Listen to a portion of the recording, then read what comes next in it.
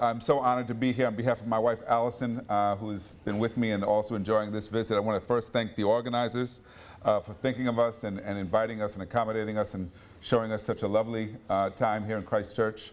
And just thank all of you for giving us the opportunity to be with you, to learn with you, and to understand the experience of the Maori and the challenges of education in this country at this time.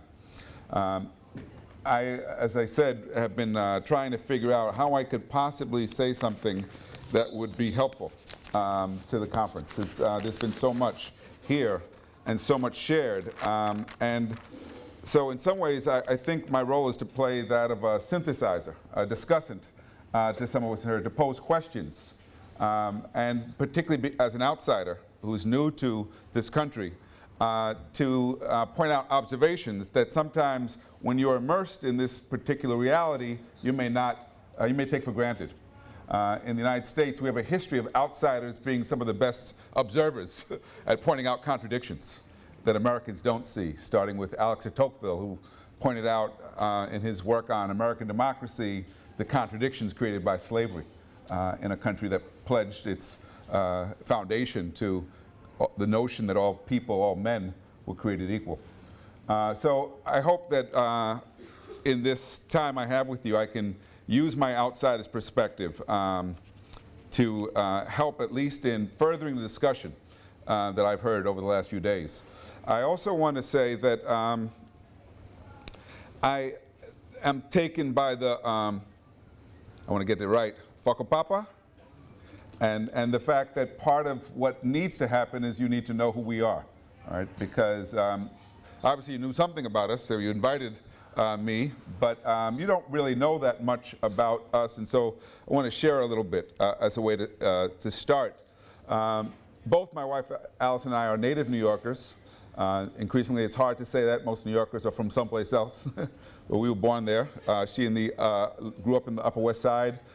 I started in Harlem, then moved to Brooklyn, part of Brooklyn called Brownsville. The one part that's still not gentrified, which means that it's not the trendy part. It's the place Mike Tyson, Biggie Smalls, if you follow hip hop, were from that neighborhood. Not the type of neighborhood typically produces professors. Okay? And both Allison and I have roots in the Caribbean. My father from Trinidad, mother from Jamaica. So I definitely was very enthusiastic about the reggae last night. And pleased to see that the reggae has a strong connection, which doesn't surprise me, to the Maori. And I think both Allison and I have been able to use education to help ourselves. And so if you were to look at our resumes, our transcripts, you would say, wow, these people are highly accomplished. You know, both of us went to Brown University, an elite school. Both of us, Allison's PhD is from Harvard. I was a professor at Harvard before coming to NYU. We would seem to be proof that in the United States, your background doesn't determine what you can accomplish through education. Except there's another side to that story. And the side is all the other people with so much potential who got left behind, for whom the schools did not work. And so I want to connect with you there, but I want to continue the whakapapa a bit because my journey resonates with some of what you heard here. As I mentioned, come from a working class family. Neither of my parents graduated from high school, secondary school. And so when I went to Brown University, this elite institution, I was very intimidated. I was intimidated because I was surrounded by some of the wealthiest people and most powerful people, children of the most powerful people in the country. One of the people in my class was John F. Kennedy Jr., the son of the first president. And like me, we played rugby, another connection to this country. And so we often would use the fact that we had John Kennedy on our team as a way to attract crowds, because people would want to come to see the deceased president's son. And he didn't always show up, so we would lie and say that another person was John Kennedy, because we like to have the crowds. Turned out the captain of our team is presently the CEO of Bank of America, Brian Moynihan, one of the largest banks in the world. Okay? Those were the kinds of people I was playing with. And I was the only black one on the team. But I was there because I liked to play. I didn't like to drink. I was not a big drinker, although anybody who plays rugby knows that's a big part of the activity. I was particularly turned off by the destructiveness of my players, because we would go to other universities to play, and they would literally trash the campus without regard, because they were so wealthy they would just, write a check later after they destroyed some property. But we were one day playing at Boston College, and I was having a particularly good match that day. I was a winger. I used to be fast. In fact, the reason why I limp now is because I used to be fast. And now it's worn out. But I was having a particularly good day. And a big fella on the other team, he was the second row, so he was about 6'5", 6'6", started saying, "Get the nigger." So first time I heard it, I was taken aback. I was like, did I hear what I thought I heard? And then he said it again. Well, there happened to be another black player who was on the other team. He was the hooker for the other team. Guy with a mohawk, looked like he could handle himself pretty well. So I went over to him, I said, "Tell that guy if he says it again, I'm going to punch him in his mouth." So he says, "That guy?" He says, he's okay, he's not a racist. He says, "I'll talk to him. What's your name?" I said, "My name's Pedro." He says, "I'll talk to him." He said, "He's a Southie." All right? Now, South Boston is a place where a lot of people of Irish descent come from. It's also known as a very racist community, but it's a poor working class place. So he goes over and I see him talking to the guy. Next thing I hear, a few minutes later, he says, "Get Pedro." And so within a few minutes, I was transformed from the nigger to who I was. And game went well. And afterwards, he and I actually even shook hands and drank a beer together. And I thought to myself, the lesson was that I had to stand up for myself, even on the field. It wasn't good enough to just play the game. I had to also be willing to take action, if need be, to assert my humanity. And I say that, I cite that story because I think it resonates with what I heard over the last few days. I was taken by Sir Mark at the opening, who talked about the demographic changes that are occurring here in New Zealand, with the fact that people of color, that's the term we use euphemistically to describe those who are not white, will soon be the majority here. And that left me thinking that increasingly the challenge is not going to be resistance. The challenge is going to be, are you ready to lead this country? Right? And that's a whole different framing. Right? It forces us to move ourselves from the margins right to the center. And it calls for a different type of leadership, a different quality of education, a certain amount of audacity to lead. And to lead and demonstrate that you can lead this place better than those who've led it before, which is going to be a huge challenge because of that hegemony we've been hearing about. Right? I was thinking about, throughout this week, about Amilcar Cabral. Amilcar Cabral was the first leader of Guinea-Bissau. He wrote a very important book called Return to the Source. And in the book, he talks about the dilemma that's created by the fact that the leadership of the anti-colonial movement were all educated in Europe. And they come back to lead and fight the Portuguese in the case of Guinea-Bissau, but they have, by virtue of their education, been Europeanized and cut off from their people. And so he writes the book, Return to the Source. He says the challenge to really lead is now to return to the roots of the society, to re-establish themselves with their people, their culture, but not to do so by romanticizing that culture. Right? That is, to derive strength and to understand it, but also to recognize that culture can never be static. It has to evolve, it has to adapt. And so we have to retain that which gives us a firm foundation and reject that which has held us back.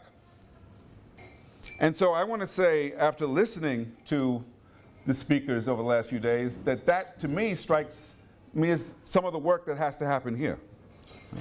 That is, it seems as though the culture is very powerful. And I was taken by the fact that the Maori language is still very much alive, especially given that many people said that there was a generation that didn't get to speak Maori or lost the language. And to know now that it's being revived and that there are now children who are in schools where Maori is taught and spoken, speaks well. But the real question then becomes, how do we use that cultural foundation to begin to create another society that not only provides a better place, and I'm taken by Graham's point about incremental change, because I think that sometimes we have these utopian ideas about how change occurs, and I would say that throughout history, change has always been incremental. How do we ensure that the incremental change that we want really results in an evolution that allows our people to experience a truly better life, better future? And not just here in New Zealand, because we live in an interconnected world. And the fact is that the world is growing closer and closer together. And so these are huge challenges, and education is going to be at the forefront of that challenge. And so that forces us to ask ourselves, what kind of education will allow us to create a future that would enable us to create a better world for our children to live in? So we're first to confront this dilemma. And we've heard about this dilemma over the last few days. The dilemma is that the educational institutions we have not only recreate the reality we know, but recreate the inequities. Now, Graham said early on that education was the medicine. I'm not sure if I'm getting that right. But if that's the medicine, some people are getting sick with the medicine. That is because education, we would hope, would be the means through which we break the cycle of poverty, through which we expand opportunity, through which we enhance our ability to resist and to create. But we know that very often the longer our kids are in school, the less they want to learn. And we know that more often than not, those who don't get those formal degrees are relegated to lives on the margins. And the cycle continues. And so the challenge then is why? Why have the patterns, why are the approach that we've taken resulted in the patterns we see? And I would again say this is not simply an issue for New Zealand, it's an issue, a global issue, because we see similar patterns throughout the world today. And part of it is because I would say that we've ignored the conditions under which children learn. We've ignored the fact that that we haven't really talked enough about what does good teaching look like, how do we sustain it, how do we support it, right? And we haven't really thought clearly enough about how culture can be used as an asset in that education to empower young people, right? So that they come out of our schools confident and prepared and ready to lead and ready to handle the adversity that exists in the society and the world. I would add beyond that, increasingly the failed policies of the United States have been exported. And what we're seeing is privatization and profiteering, and we're seeing policies that blame the educators and blame the schools and use pressure as a motivator for improvement. And there's very little evidence that that actually works. But nonetheless, it's the policies. And forces us to recognize that education is political, inherently political. And so how do we engage these failed policies? Because we know that they're producing more and more failure. And part of the reason why they produce more and more failure is because we have ignored the basic needs of our children. We pretended that you can focus on their educational needs and ignored their nutrition, ignored their health, ignored their emotional and psychological state. We've heard from several of the speakers over the last few days, doesn't work. And invariably what we see is those who have the greatest needs are the ones least likely to succeed in these systems. So we have lots of reminders that the current approach isn't working, and part of the reason why it doesn't work is because it focuses very narrowly on measurement, right? Measuring success. We look at data. And particularly in the university, we like data because it gives us something to write about, but I think anybody who's been looking at the data that comes out of education knows that a lot of what's being measured is worthless. It doesn't tell us anything about the potential of our children. And so the quote I have here that from Cameron, that not everything that can be measured counts, is important. Because we know that there are a lot of children who on those tests appear to be imbeciles. Because the tests don't capture their genius. Right? And we also know that much of what they actually need is not being assessed. Right? You know, does it help their scores if they learn the haka? Maybe. Does it matter? Right? Does it matter? Should we hug them if it doesn't raise the score? Should we feed them? Of course we should. But increasingly, I go to schools, especially in the United States, where under the guise of it raising achievement, we've taken away everything that children actually need. Because we focus so narrowly on how well they perform on a test. Now, I should add here, that's what we do to poor children. We don't do that to the affluent children. No one asks us when we get the teeth fixed of affluent children or take them to the museum or do other things, whether or not that will raise their scores. Of course they need those things. It's only when it comes to poor children that there's this narrow vision. And it's that narrow vision that I would say is precisely what we have to counter. When we look closely at this so-called gap in achievement, these disparities that have become so predictable, so consistent, so pervasive, and again, a global phenomena, with the exception of a few countries. And those few countries, places like Cuba and Finland, are important because they speak to alternative possibilities. Right? Societies where a child's background doesn't predict how well they will do. But the fact that the backgrounds often do reminds us that essentially what we're looking at is the reproduction of inequality in schools.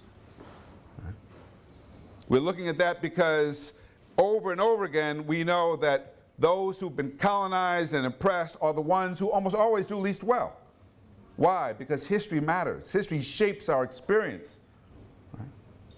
And education really just reflects these larger patterns of power in our society. And if we want it to be done differently, if we want to interrupt those patterns, then education has to be different than what it is now. But again, that's the reason why we have to engage it as a political project. It's interesting, in the United States, we started to use a policy called No Child Left Behind, 2001 with the election of George W. Bush. And what's interesting about the policy is for the first time, the country stopped saying that the reason why certain children didn't perform was because of their genes or because of their culture. That was the prevailing explanation in the United States for why Black and Native American and Latino children and even poor white children didn't learn as much, was because they were simply inferior. And so No Child Left Behind, a lot of people don't want to acknowledge it, actually was a step forward. It stopped saying that. It said, in fact, George Bush himself said, what's holding back these other children was what he called the soft bigotry of low expectations. Now, I'm not sure if he knew what that meant. I'm not sure what the soft bigotry is, but it shifted the entire focus away from the problem is the child to the problem is the teacher. The problem is the school. And so that's where we've been now in the United States, and so consequently we have policies that increasingly attack teachers and blame schools. New York City, under Mike Bloomberg, the billionaire mayor, closed 160 schools during the 12 years he was in office. Which schools did he close? The schools that were in the poorest neighborhoods, serving the poorest children, disproportionately Black and Latino. At one point I challenged him because I said, you know, the schools that you have closed for failing were designed to fail. They were designed to fail because you deliberately concentrated the most disadvantaged children in a school and didn't provide the resources. In fact, you assigned the least qualified teachers to work there. We set some children up to fail. And then we blame those now under the guise of a different kind of policy for the failure of the children. It's so ironic because that name, that slogan, "No Child Left Behind," which sounds so good, doesn't it? Doesn't it sound good? It should, because it came from Marian Wright Edelman. Marian Wright Edelman is the founder and president of the Children's Defense Fund. But when she came with the slogan, "Leave no child behind," she did not mean just test the kids as frequently as possible. She had a different vision in mind. And it had to do with health and well-being, Kiora. Right? But that's not part of the policy. So the debate in the United States, and I would say increasingly it's a global debate, is between what I call the narrow view and the broad view. And I heard over the last few days the broad view articulated here. So now the question is, how do you make sure that that broader view takes hold, becomes embraced as policy here in New Zealand, and not just in a few schools? The narrow view would have us to believe that we can pressure schools into improvement, that we can focus narrowly on achievement, that we can use test scores to rank. Right? I tried to explain to a journalist today, I was being interviewed on New Zealand radio, why ranking kids is not helpful. Right? Pointed out, if you go to the doctor and the doctor merely tells you you're sick and doesn't offer any help, you better get a new doctor, right? But that's what we're doing now to children. We tell them they're slow, they're behind, but we don't have a plan to accelerate. We don't have a plan to elevate. And so instead, what do we end up with is schools that blame the children and blame their parents for underperformance. And so that narrow view, which is also premised on competition, right? Competition among students, between schools, is a plan, it's an approach that's clearly failing us. And I would say as it fails us, it fails our societies. The alternative, this broader view, has also been articulated. And that broader view calls for, instead of using assessment to measure, to diagnose learning needs and then to respond to those needs. It calls for developing strategies that allow us to meet the needs of the children, comprehensive, holistic strategies that connect the intellectual to the emotional, to the psychological, to the physical well-being of a child, that forces us to hold all stakeholders accountable, starting with those who have the most power. Right? Isn't it ironic that we end up with accountability systems that hold the people in power not accountable? Right? And then finally, that uses culture as a resource. Because we know that when children feel a sense of confidence in who they are, they perform much better. But this broader approach is not yet in place. It's in place in a few places. I imagine it's in place at Ann's school, just from what I've heard.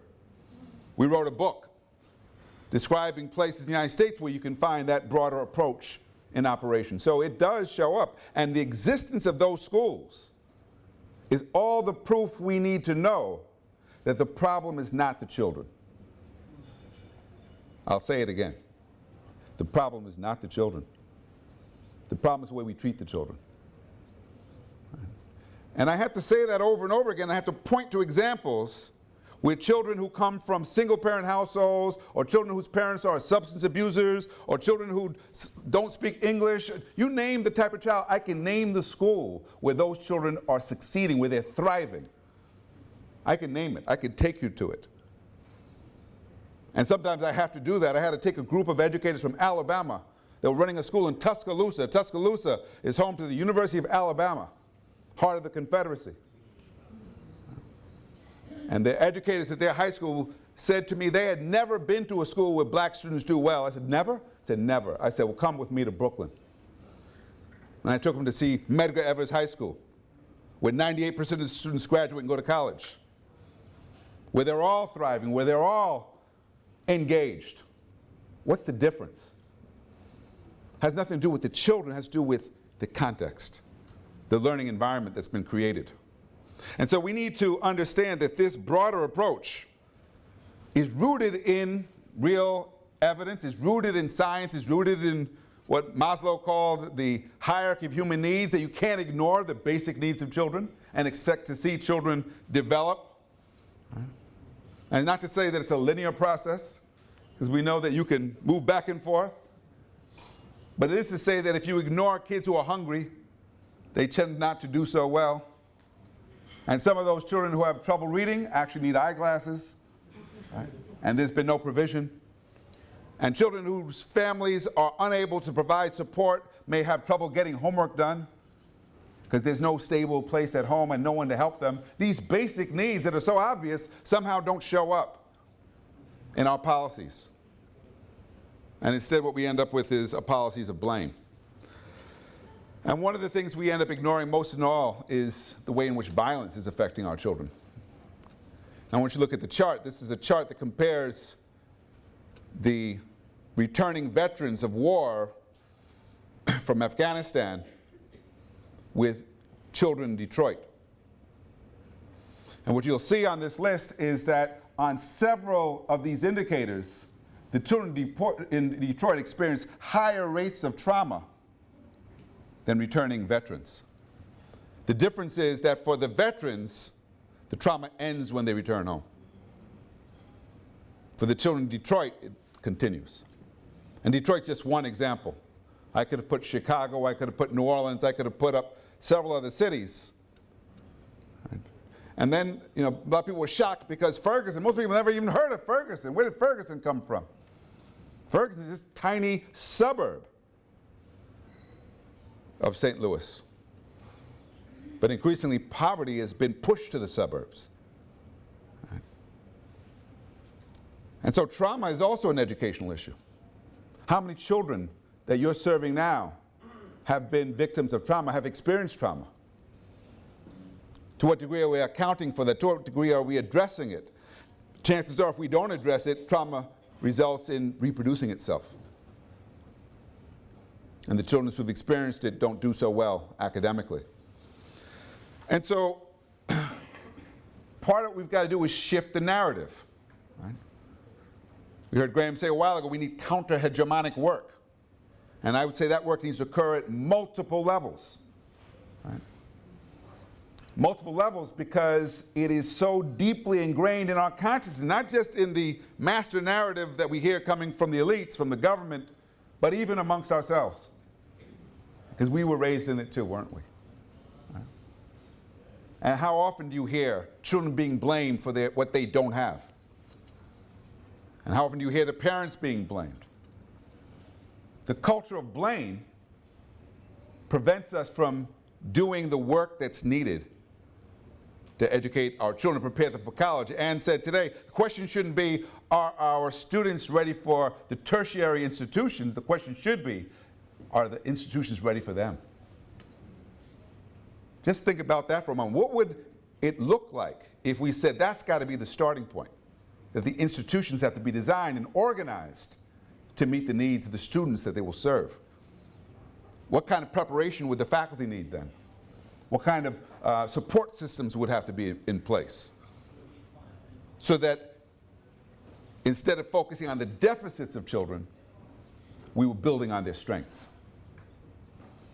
And so countering all this means first and foremost recognizing poverty is not a learning disability. We don't have to wait until we end poverty. I have this debate sometimes with a lot of my colleagues on the left in the United States who take the position, well, until we get rid of poverty, there's really nothing we can do. Capitalism's at the core, we have to get rid of capitalism. And that means, guess what? They're going to go back to writing their books about getting rid of capitalism because capitalism is going to be around for a while still.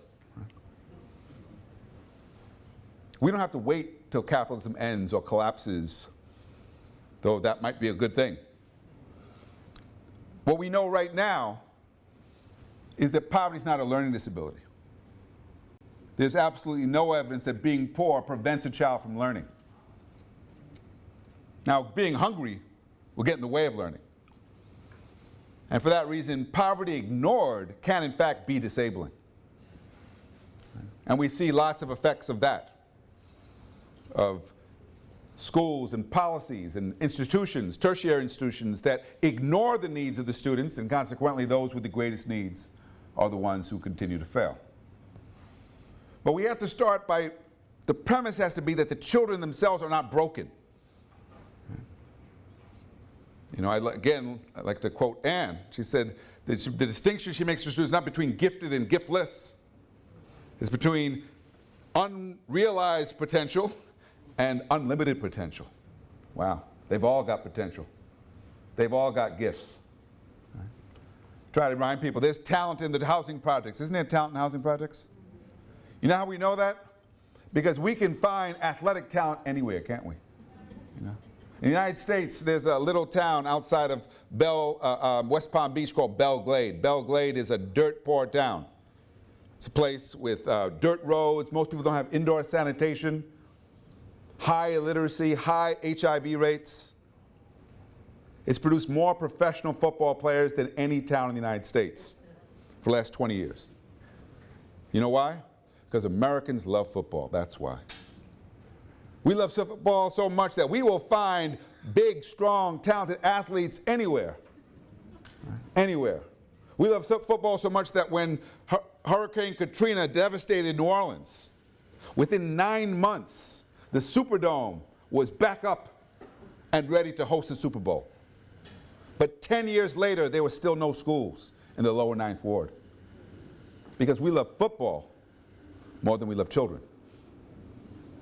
And so the problem is not that poverty is an obstacle. The problem is that we ignore the needs that our kids bring with them. And ignoring the needs is a strategy for continuing the failure that we've seen. So what I'm going to suggest here is that we need a different approach that's got to be rooted in both an understanding of the constraints that we're under, because the constraints are real, but also a recognition of the possibilities. I want you to think about this. During slavery in the United States, it was common for some slave masters to educate a certain number of slaves because they understood that an educated slave could be a more valuable slave. And you could use that slave to do tasks that an uneducated slave couldn't do. And one of the tasks you could assign to them is to Christianize the other slaves so they could become obedient slaves. Well, there was a preacher by the name of Denmark Vesey from South Carolina who was educated by a slave master and became a pastor at the church where 9 people were shot 3 weeks ago in South Carolina, the church they called Mother Manual. And what Denmark Vesey did was he decided the scriptures had to be reinterpreted. He produced the counter-narrative, the counter-hegemonic work. He was doing it right then. He said, guess what? We are the Israelites. And our time for liberation is not in the afterlife, it's in this life. And lo and behold, they began to foment sedition and to plot to burn some plantations. And so that same church where the 9 individuals were killed was burned to the ground in 1822. And not long after that, it became a crime to teach a slave to read and write because they knew that literacy was powerful if used in a way that would encourage thoughts of liberation. And that suggests that agency can be a way to counter the constraints. Think about this. Harriet Tubman. How many of you have heard of Harriet Tubman? Heard of Harriet Tubman? Harriet Tubman was a woman who was illiterate, who was disabled, and she freed more people from slavery than anyone prior to the end of the Civil War. And when she was interviewed and asked, how did you manage to do that? She said, I had freed more had they not been afraid. She used the fact that she was a woman who was illiterate, who was seen as so powerless, such a nothing, against those with the power, because she could move and operate. She was a cross-dresser. And move and operate across enemy lines. She also became a spy for the Union Army. So agency is real. The question is, how do we cultivate agency in our children? How do we cultivate that ability not simply to resist, though resistance is an important part of it, but to create? And the reason why we have to go beyond resistance is because we want to prepare them to lead. We want to prepare them to transform the very structures that are responsible for our oppression. And sometimes when you're locked in resisting, you don't understand the ways, in fact, you may be complicit in perpetuating the very systems of oppression. And so we've got to be willing to take the risk of empowering our students. And it's a risk. Anybody who's been a parent, I'm a parent of 5. If you empower your children too much, what happens? They start to take you on, right? But we have examples again of strategies of educators who've used agency as a way to get young people to do things that previously seemed impossible. So there's a guy at Harvard University, an economist named Roland Fryer. He's actually an African-American economist from New Orleans, came from a very poor family. He's now widely recognized as a very successful one because of his views. And he received a big multi-million-dollar grant from the Broad Foundation to launch an experiment. And his experiment was he wanted to pay children to read and pay them to get higher test scores and pay them to go to school. And he launched the experiment in New York, in Chicago, in Dallas, in Washington, D.C. And for 2 years, they wanted to see, did paying kids result in higher performance? And after 2 years, the results came out and said, not working. Now, actually, he appeared in a debate with Roland Fryer, and I said then, it's not going to work. I said, first of all, how long will you pay them? And how many will you pay? It's not even a sustainable plan to begin with. I said, second of all, the assumption behind this is totally flawed. Because the assumption was that the kids are just so lazy that you need to dangle some money in front of them and that'll get them to work harder. Not that the opportunities to learn need to change. Well, on the days that the papers announced the experiment had failed, they also announced the death of Jaime Escalante. Jaime Escalante was this Bolivian engineer who left engineering to start teaching calculus at Garfield High School in Los Angeles. And Escalante had the nerve to believe that poor Mexican immigrant children, the children of the factory workers, of the custodians, could do advanced placement calculus, the most rigorous course offered in secondary schools in the United States. And he did, and the first people to oppose him were his colleagues, who said, not these kids. You're wasting your time. These kids said, I'm going to do it anyway. And lo and behold, he prepared them, and they passed the test in droves. So, of course, they assumed they cheated. And so they sent in investigators to look for the cheating and require the students to be retested. And lo and behold, they passed again, and again, and again. And so they sent in the researchers. They said, okay, what's this Escalante doing? How's he getting these results? And they came in from Stanford and UCLA and Berkeley to study. Escalante all came back and said the same thing. It's just math. Nothing, no magic here. Because they didn't understand what Escalante called ganas. Right? Ganas, if you speak Spanish, means the desire to learn. He was building the desire to learn in children. He was getting them to work hard. He got them to come late. He got them to stay late. He got them to come on Saturday. And then he said he had to expand their horizons. He had to take them to show them why they needed calculus. So he took them to the space labs. He took them to engineering labs. He said, this is where you use this calculus. And then he reminded them, he says, you are the descendants of people who built pyramids. Calculus is in your heritage. And his students thrived. And so when he died, there was this incredible outpouring of former students who showed up for the funeral, many of whom are now professionals, judges, engineers, doctors, lawyers, all saying that one teacher changed their trajectory. And I met one of those students. She was the superintendent of schools in Inglewood, California. And we were talking. She said everything they said about Escalante was true. So he pushed us, he encouraged us, he believed in us. She said, he used to come to my soccer games.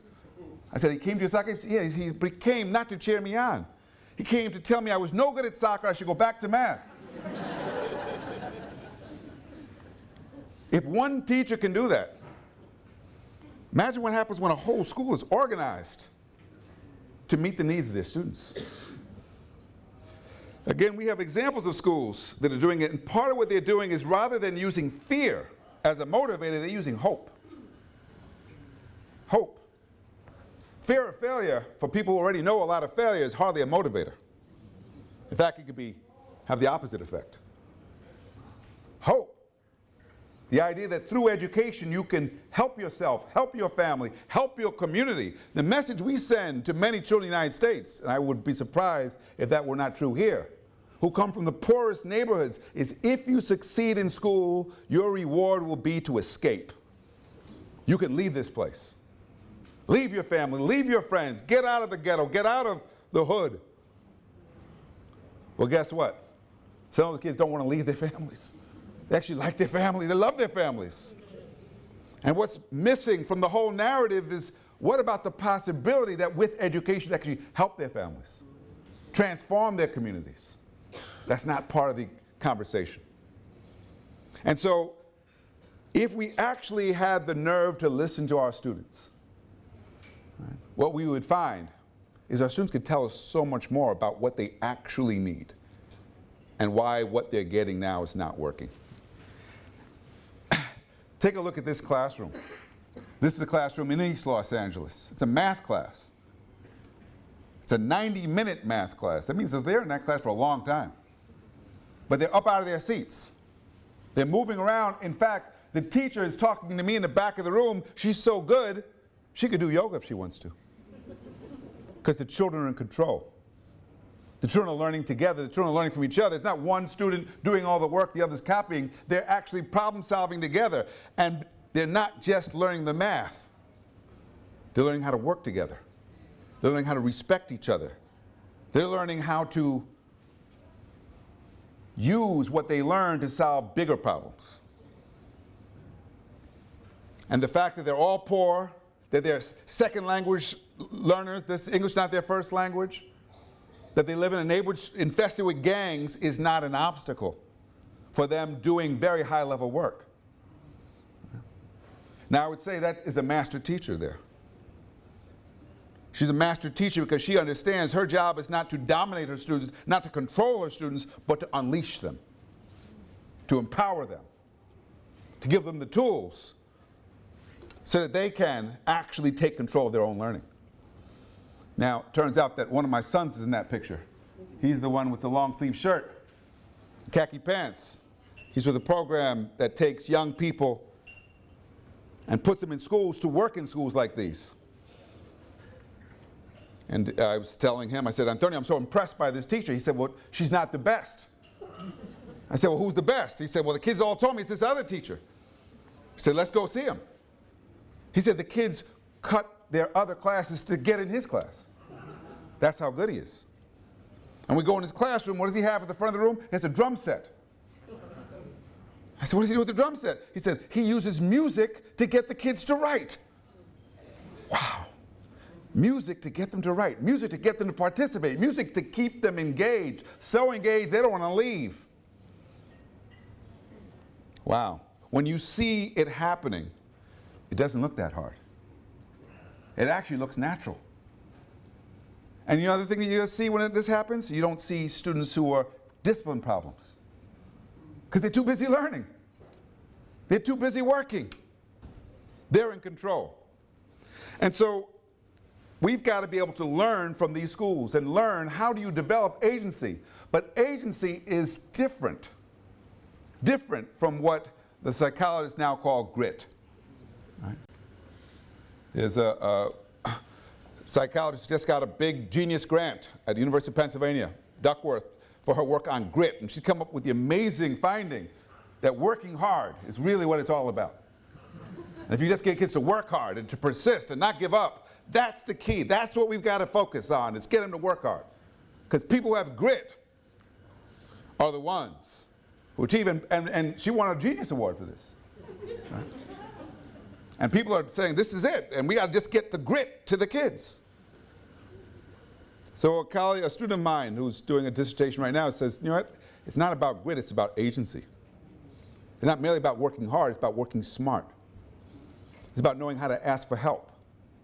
It's about knowing how to organize communities, because grit is not just an individual property, agency is collective property. It's actually more powerful when it's collective. And so this is not simply about the bootstraps. This is about more than that. Because agency is rooted in critique. It's rooted in the ability to read your circumstances, to understand what's going on, to understand the nature of the obstacles, but to also understand where the possibilities exist. I got to see agency at work on Robben Island. We visited Robben Island a few years ago. Robben Island was the maximum security prison created by the apartheid government to break the back of the ANC. And we got to visit, and we even got to go into the cell where Nelson Mandela was held. He was held in solitary confinement for 7 years. And well into his 60s and 70s, he was sleeping on a cement floor. And the tour guide, who had been an inmate serving with Mandela, told us Robben Island became known as the ANC's university. Wow, how could a prison designed to break the revolution become the place where the revolution was fomented, where the leadership was able to build a second and third tier of leaders who would then go on to lead the country when apartheid fell? That is, even in a maximum security prison, they found ways to educate each other, to educate themselves. If you could do that in a prison, what can we do in our schools, our universities? I would say that in many ways, the thing holding us back most of all, again, is our lack of imagination. And our inability to use our strengths and draw upon our strengths. And I've been impressed over the last few days about the enormous strengths that exist in this society that the Maori have in the culture. And so I think the challenge then is, how do we use that as a tool, as a weapon, as a source of strength for our students, to help them not just to resist, but to empower them to take positions of leadership. You know, the way I look at it, I was thinking about the conversation about the university. How you doing? He wants to hear more. I was thinking about it because, you know, I was an activist. I was an activist early on, from my high school days all the way through. And I used to take the position to say, our goal is not to tear the university down. Our goal is to take it over. Right? We want to control this place. Right? There are resources that we can use to help ourselves, to help our people that have been denied those resources. Right? Now, again, that means transforming the institutions, because as they are presently organized, they're not designed for that purpose. But I would say that part of using culture as a resource means thinking differently about how to draw on our students' strengths, how to build that foundation, that identity that allows them to deal with adversity.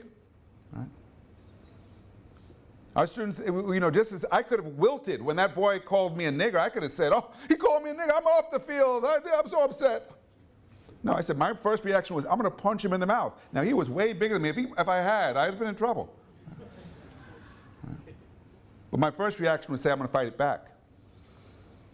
We have to teach our children not simply to fight back, but to be able to fight and win. To know when to avoid the fight, because we want to fight when we can win. Right?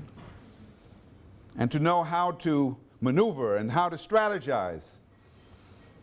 And again, our culture provides us with that strength. One of the things I kept hearing is that Maori culture is not static. It has adapted over the years. It's evolved over the years. That's why it's still here. It's so common in the United States to talk about Native American culture as though it ended with the genocide. Now, that's not true.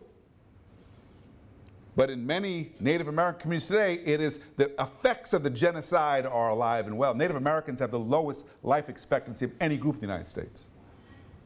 On many of the communities, many of the reservations, the high rates of alcoholism and substance abuse. The pathologies are deep, all a legacy of the domination. And the people working on the reservations know the only way to counter that is, again, by reviving the elements of the culture that allow us to build a new, stronger generation of young people. But the work is hard. It's hard because too often we have ignored what it takes to tap that energy, that ability of young people to take control of their lives. We've ignored it. We've assumed that leadership will come from those who've been most privileged. Right? Again, I thought the conversation was interesting that we just heard, because sometimes an assumption that those of us who've gotten the degrees, who have these positions of privilege in university, that we will lead, but I'd say we're fooling ourselves. If we are not connected to our people, if we're not taking what we know and sharing it and utilizing it to empower our people, then much of what we have, much of what we know will be for naught. In the United States, we produced significant numbers of highly educated African Americans, Native Americans, Latinos, and that hasn't changed conditions, because we haven't done the counter-hegemonic work. We haven't figured out how to use our strengths to mount a sustained resistance. So again, I want to draw on some examples to point out what it looks like when we are succeeding and doing the work of educating our students. This is a shot from Brockton High School. Brockton High School is the largest high school in the state of Massachusetts. Over 4,000 students at the school. And it's the only urban school district in the state that gets the highest rating. All the other schools that get high ratings are very wealthy schools in very wealthy communities. And the reason why this school gets a high rating is because the teachers at the school organize themselves to meet the needs of the kids. Instead of blaming the kids and what they didn't have, they said, you know, it's our skills have to match their needs. So Massachusetts was one of the first states to implement the high-stakes exam. If you don't pass the exam, you get denied a diploma. And in other cities across Massachusetts that were faced with the prospect that over half their children would not get diplomas, the schools started doing test preparation. Right?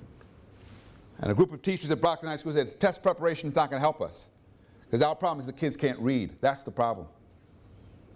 And the only way we're going to teach them to read is if every teacher becomes a teacher of reading. Regardless of what they teach, whether they teach math or art or physical education, every teacher must teach reading. Because literacy is the foundation to learning. And the principal said, I like it, it's a good idea, but I can't pay the teachers. He said, we'll do it on our own time.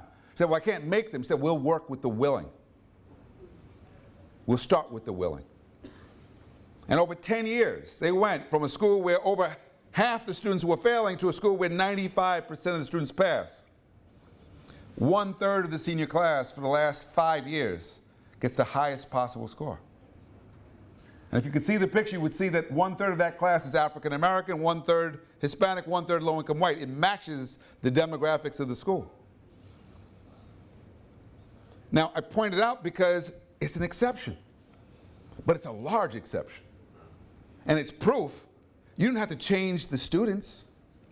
You had to change the way the students were treated.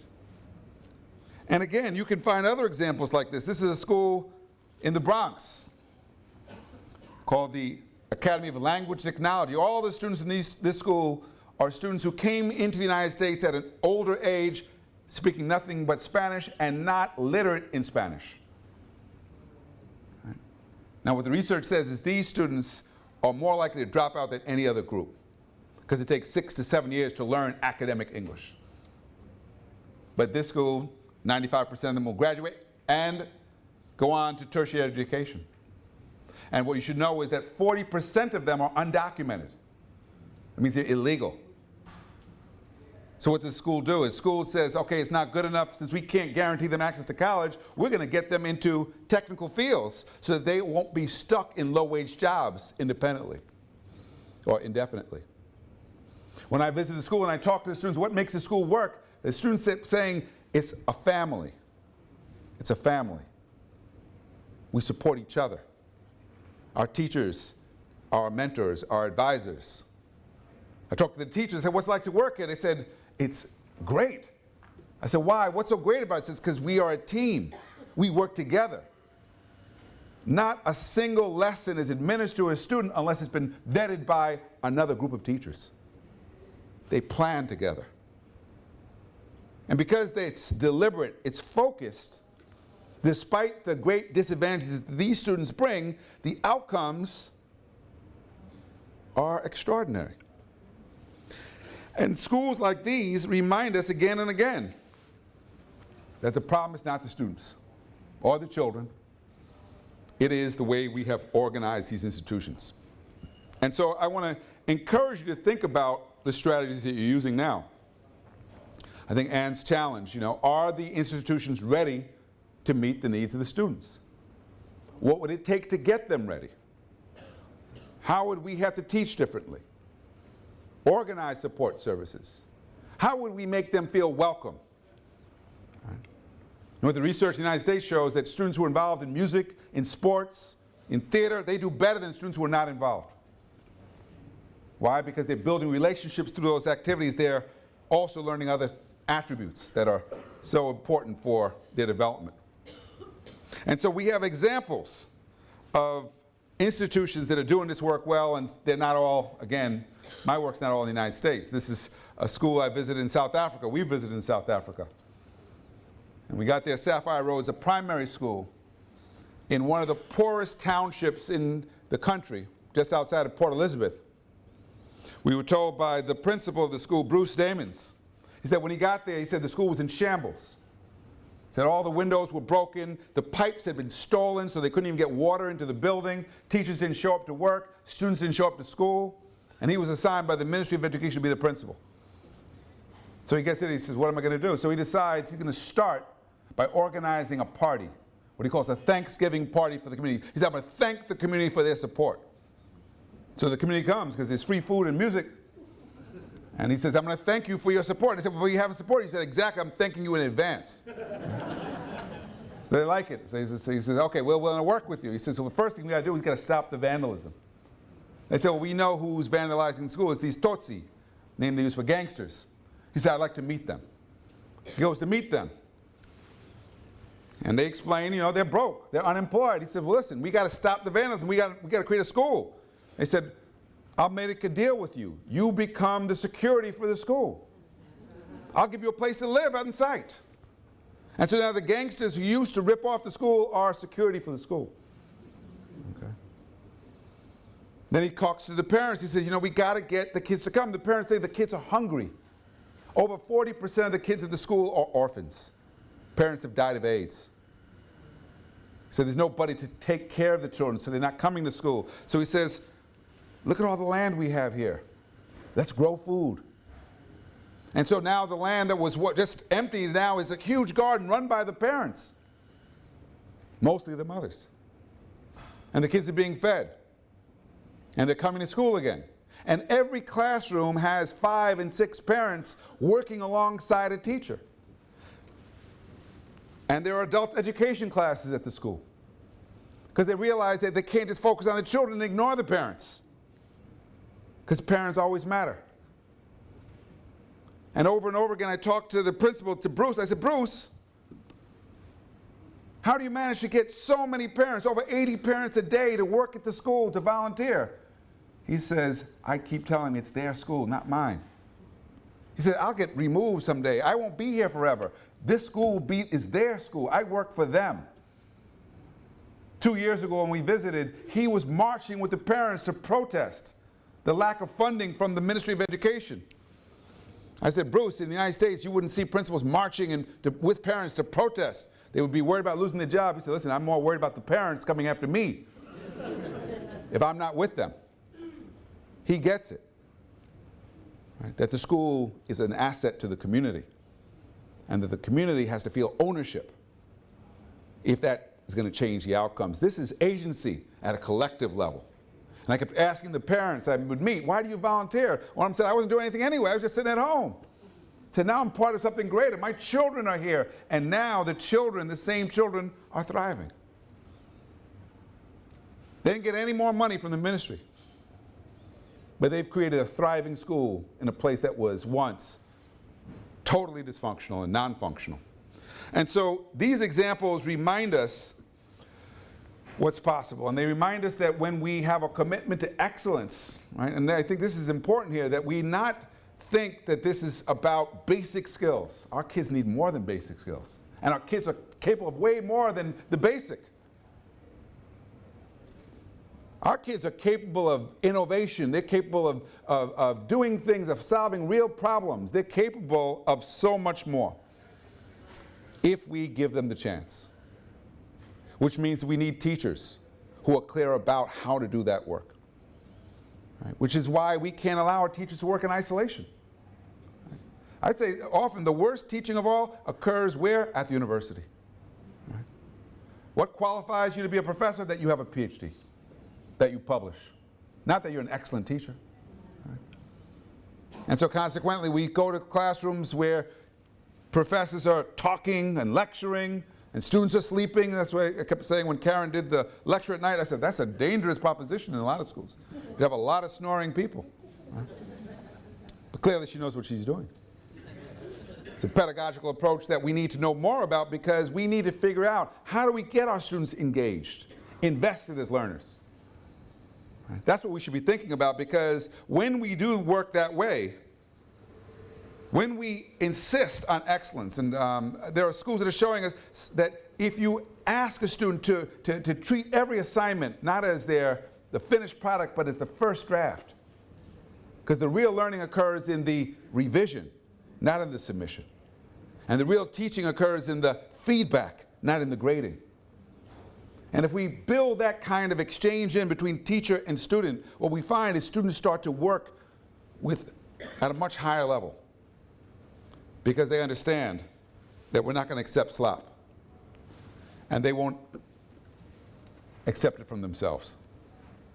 So Paulo Freire, who you've heard a lot about and been very influential to me, I actually got to learn directly from Paulo Freire several times over the course of my career.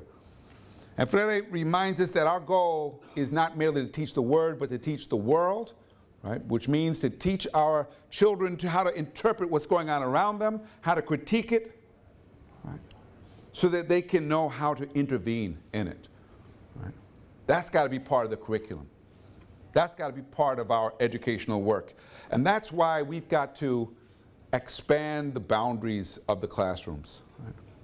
You know, if we want the future generation of children in New Zealand, of Maori children in New Zealand, to be really ready for the 21st century, then they've got to know how to use knowledge to solve the problems that the previous generations have passed on to them. Education can't simply be about passing on the existing knowledge. It's got to also provide the next generation with the ability to problem solve, to create, to think divergently. I was visiting a school in the Bronx on one of the coldest days of the year this past January. I go into a classroom and I see students bundling up to go outside into the cold. I said, why are you going outside? It's freezing. They said, we're studying the Bronx River. And they show me they've been tracking the pollutants in the river, the plant and animal life in the river. And although it was freezing outside, they're ready and excited to go back out into the cold. And I asked the teacher, why are you studying the river? She said, because it's not good enough for them to read about this in a textbook. They have to understand how the knowledge is applied. You shift the narrative by shifting the experience, by showing them in real terms that knowledge is power and has the ability to change our circumstances. I was asked by a school in Oakland, California. I was asked by the superintendent, help me. This school is struggling. This school is one of our worst schools. So I said, okay, I'll be glad to go. I go to visit, meet with the teachers, and all they want to tell me is how bad the children are. You know, how disruptive, how rude, how disrespectful. They're fighting. They give me a long litany of problems. And finally I said, okay, I had enough. I said, let me ask you a question. I said, suppose you're going to teach in a foreign country. What would you want to know before you taught in that country? And they said, oh, you got to know about the history. And you got to know about politics. And you got to know about the economy. And you got to know about culture. I said, why? He said, because you got to know the context where you're going to work. I said, well, how many of those things do you know about the community where you work now? And although some of them have worked there for over 20 years, they couldn't even tell me there was a supermarket. They couldn't tell me there was a library. They couldn't tell me anything about the community, because all they knew was there's a bad neighborhood. And many of them were in their cars when the bell rang at the end of the day, out of the building faster than the children. And since I had set them up and said, you need to know, you said you need to know, you don't know, I said, let's do a field trip. Let's go out into the community where you work. And we did. We went and we visited historic sites. Marcus Garvey had a unit there on 7th Avenue, and we went to the library. We went to the supermarkets. We even saw some children who waved at their teachers, got back to the school, and almost every teacher said the same thing. They said, I felt uncomfortable. People were looking at me like a tourist. Why did you put me through this? I thought you were here to help us. It wasn't what I expected. And then one teacher said to me, she said, I saw something interesting. I said, what's that? She said, I noticed that many of the homes in this area have gardens in the backyard. I said, well, why is that interesting? She said, well, they may not know that the soil is toxic because it's contaminated with lead. And if they're eating from the gardens, they might be contaminating their children with lead-infested vegetables. So everybody's looking. I said, well, what are you going to do with that? She said, I teach environmental science. I think I could use that. So everybody's looking at her like she's the new teacher. Where's she coming up with this? So I watch her as she develops a whole unit with the students that explains how the lead goes from the atmosphere into the soil. And then what happens when children eat and breathe lead, how it affects the development of the brain. And then she gets these soil testing kits. And the children go out into the community and start testing the soil and start mapping the neighborhood, and they start to hypothesize why is it more toxic in certain areas, and lo and behold, they start to see a pattern that where there were factories and where there were foundries, the soil more toxic. And they produce these beautiful maps and these beautiful reports, and the whole time this is going on, there are no discipline problems, no disruptions. Students totally engaged.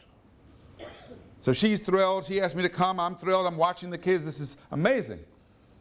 At the end of the unit, she's ready to move on. One of the students raises his hand and says, we can't move on. And she says, why not? She says, because now we have to warn the people. She says, warn the people? I don't know how to warn the people. Pedro, how do I warn the people? I said, I don't know how to warn the people either. But I do know the Commissioner of Health. I said, why don't we talk to the commissioner?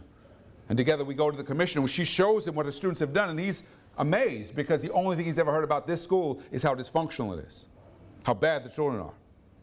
So he said, I'd like to come and hear the children talk about the work. And so a few days later he does, and the students now are presenting their work. What's the highest form of learning? To be able to teach what you've learned to someone else. And they're presenting the work, and he's impressed, we're all impressed. He says, listen, I'm going to send out a notice to every household in this community warning them about the effects of lead in the soil, and I will offer any family that wants it free topsoil.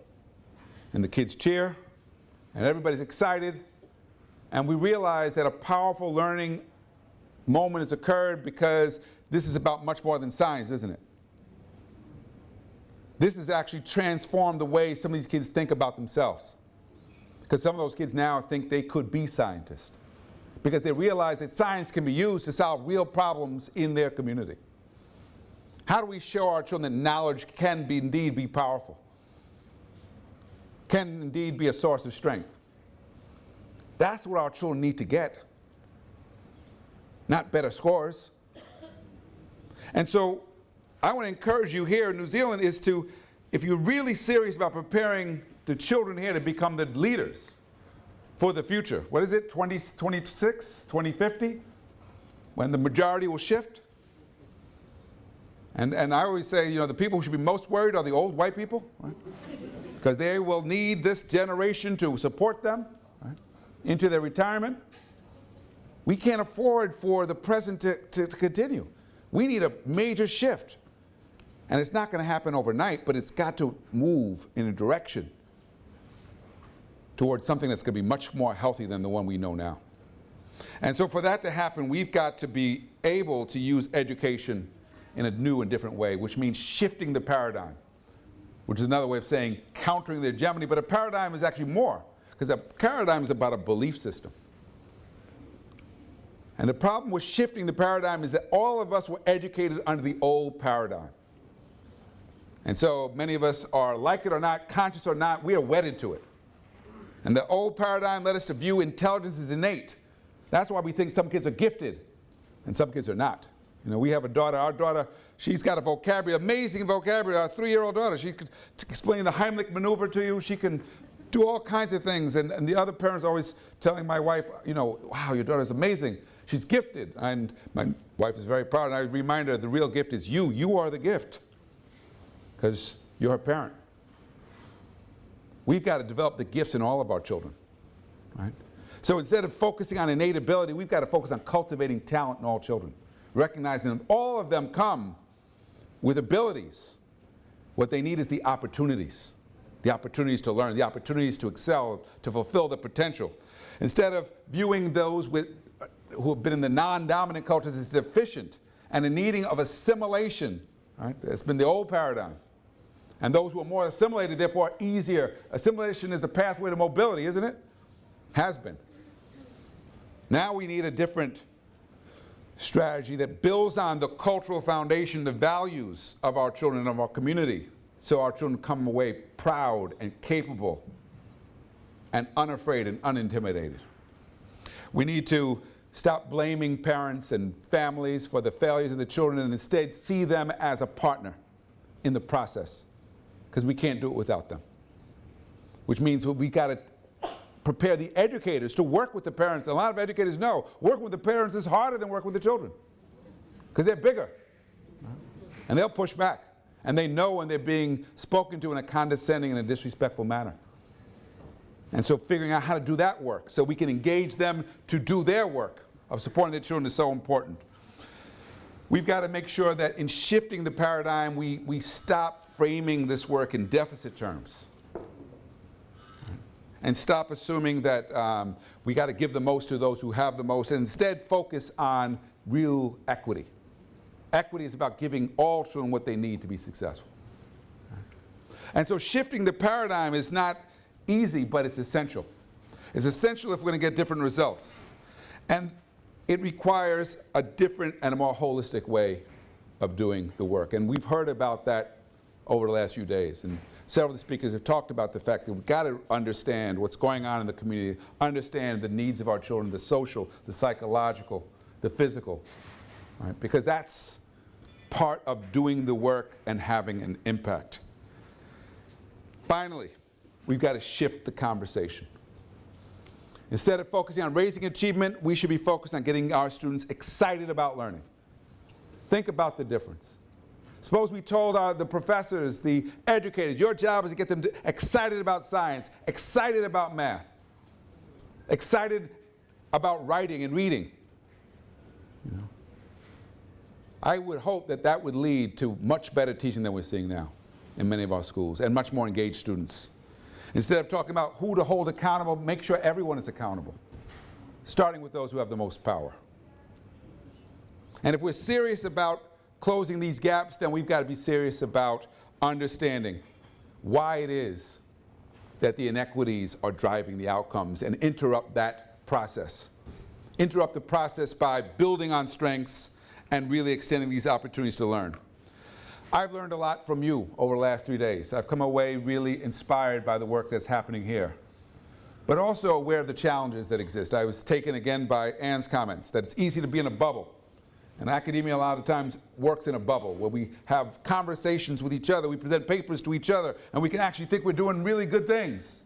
Meanwhile, the problems have not gone away, but we've boosted our careers and we've got more publications. That's not good enough, you know. One of the ways I've survived in academia over the last several years is by always keeping one foot outside in the communities where I work. Because I understand that my real value is not to the institution, but to those that I belong to my whakapapa. Right? And it is by maintaining those ties and those connections and deriving strength from there that even those of us who dare to work here can be far more effective than we would be otherwise. I believe that education is the pathway to a more just society. But it's not the education we've known. It's the education that our children need right now. And so I encourage you, as you think about how to take something from this conference that will enable you to do work differently, to be willing to challenge the old thoughts, the old training, the old narratives about how things work, to take some risk in challenging yourselves and challenging your colleagues, because there's a lot at stake. And I hope that when we return, we can come away inspired yet again by seeing the great transformation work that's occurring here in New Zealand. So thank you for this opportunity. I want to thank you all for the last 3 days. It's been a true pleasure.